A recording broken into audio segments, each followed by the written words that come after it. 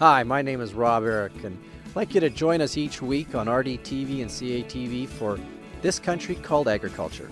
If you're interested in ag innovations, new technology, renewable energy for agricultural operations, or just want to know how your food goes from the farm gate to the consumer's plate, join us. I'm here with Ian Henderson from Agro Equipment, and today we're in an S690 John Deere Combine, the newest one on the market. And Ian's going to show us a little bit about some of the interesting features in this combine. You bet, Rob. What we can do is we're basically in the combine setup. We can go in to look at the percentage of the hopper, and we can program it now so that the percentage of the grain tank level as we're going through the field, we can measure that. And we've got Fuel is a major input cost for farming today.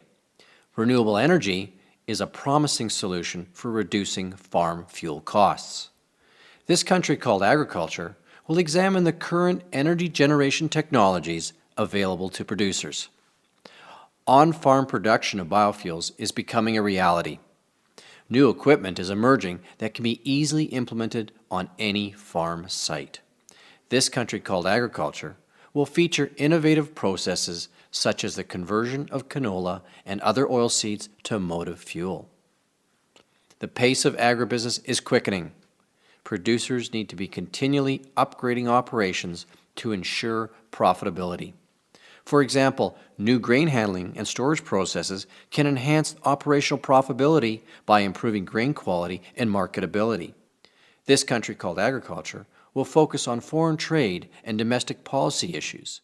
It's been very dry, as we can tell today, very dry, but windy as well.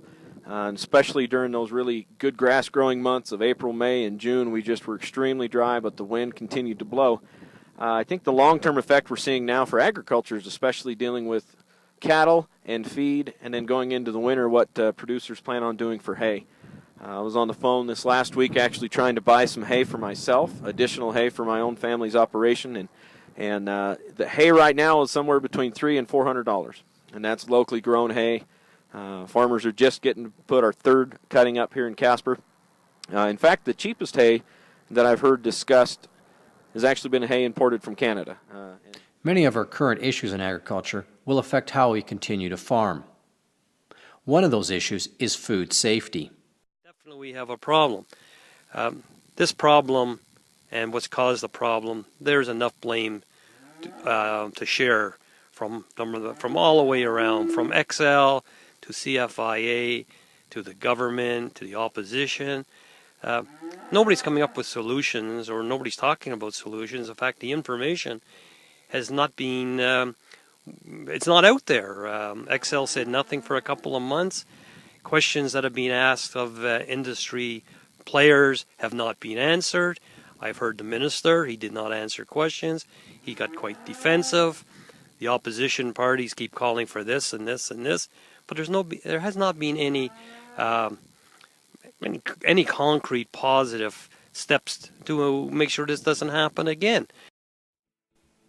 Our ability to handle controversial topics, understand technology, and craft better agribusiness management strategies will impact our future in this country called agriculture.